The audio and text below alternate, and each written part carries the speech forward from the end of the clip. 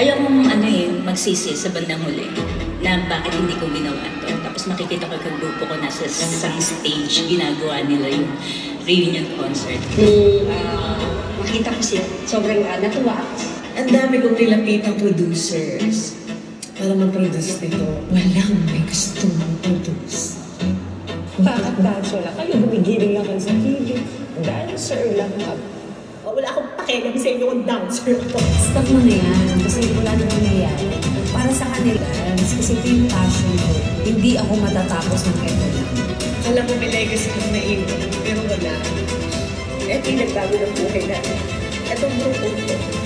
At ipagmamalaki ko to hanggang sa pagtanda ko.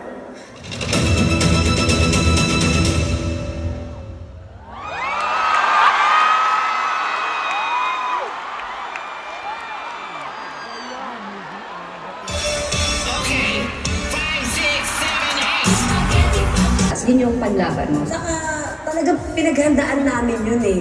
Kasi pag hindi mo paghahandaan, magmumukha kang tanga sa sex bomb. Kasi magagaling ang sex bomb. Totoo yan.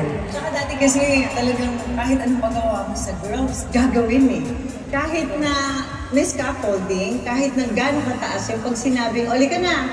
So magkapatihulog lang kami. Kasi natiwala kami din sa mga kagrupo namin na kung paano kami i-absorb.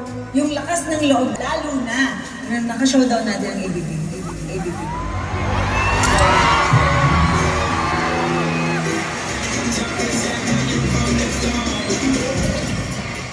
Kasi may yun eh, may part na may bitterness ng konti.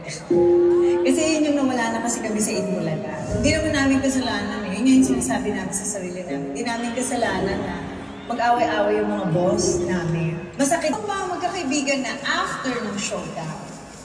Kasi nakita-kita sa gimikan. Gimikan ang luma. Sa Itbulaga din, nung nag-meet kami sa Itbulaga, parang mga ate na kasi kami ng EB Babes talaga. Pero syempre hindi sa stage kasi walang kaibigan sa stage din. Bago sila dumating talaga yung mga... Tayo gumawa ng round 2 with EB Babes.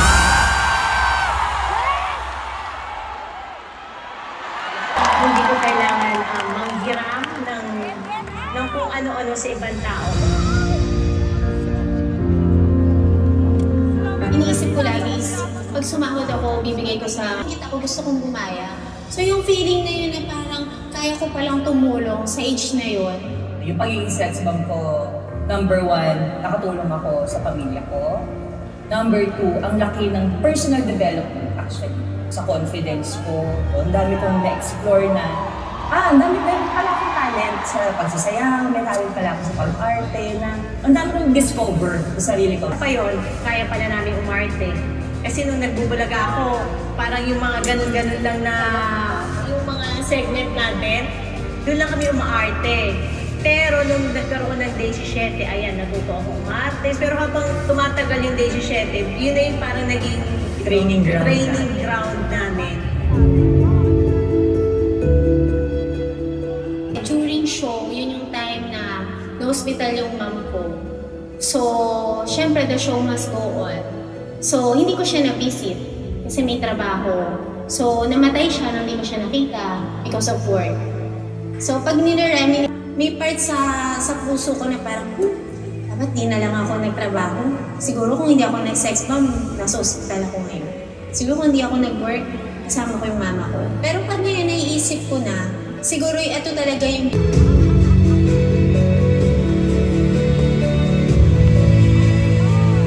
Araw-araw meron kaming trabaho sa labas. So sa Day 17 na taping din halos araw-araw. Siguro yung tatag ng number 1 yung isip. Kailangan meron tatag na hindi ka pwedeng basta-basta bibigay. Number 1 yung katawan mo. Number 2 yung utak mo. Number 3 yung pasensya mo. Kahit sabihin mo, magaling silang sumayaw, gumagaling pa. Kasi nga, disiplina sila and they're willing to do this training. Kaya kahit saan nila kamahal yung kanilang talent, hindi lang natitigil sa gano'n. They grab all the opportunity na may mga lessons na binibigay sa kanila ang Focus E. Kaya ganyan sila katatag. Not only in their relationship but also dun sa craft nila. Sa hindi lang lumalaban. Kailangan pag lumaban ka, positive yung utak mo na mananalo. Ganon ang sex bomb. Huwag kang mapagod, pero bawal sumubok. Laban na!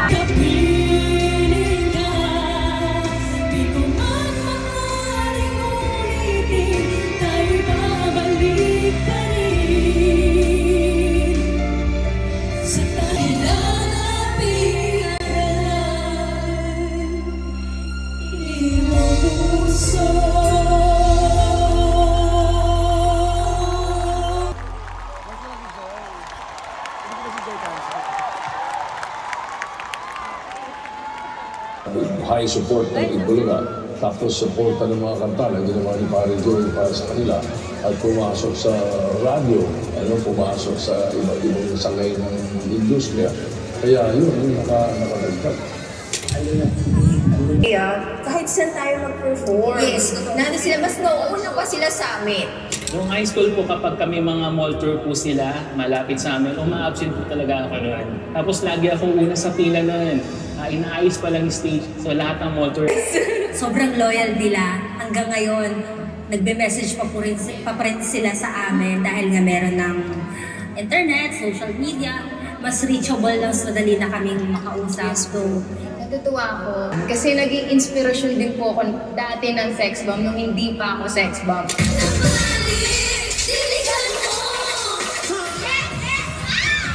Grateful lang po talaga kasi namin until now, hindi lang po sila basta followers, pamilya na po namin sila. Sobrang grabe po yung naging impact po nila sa amin at grabe din po yung naging impact po namin sa amin. Gawa na ngayon, I'm just praying for you na sana you're always in good health, huwag niyong pababayaan ang sarili niyo. Kasi kahit anong sikat natin, kahit anong dami ng pera natin, kung wala naman tayong magandang kalusugan, sayang ang lahat ng pinagpapaguran natin. Through experience, yan. And of course, tuwan-tuwa ang pamilya niyo sa ginagawa niyo. Sex bomb dancers. Natili na sila sa damdamin at kaisipan at puso ng mga manonood ng telebisyon at mga sumusunod sa larangan ng sayaw sa ating industriya sa Pilipinas. Congratulations sa inyo. God bless to all of you. Big sa lahat ng ginagawa, as well as the love that we could share to others. Sex Mom, I love you. And may you have more splits to come. At huwag kayong i-split. Huwag kayong aalis. Basta i-split lang na gano'n. Love you and congratulations. Thankful po kami. Kaya sa kanya, parang JP Rizal. Yung mga initials na lang ng first two names.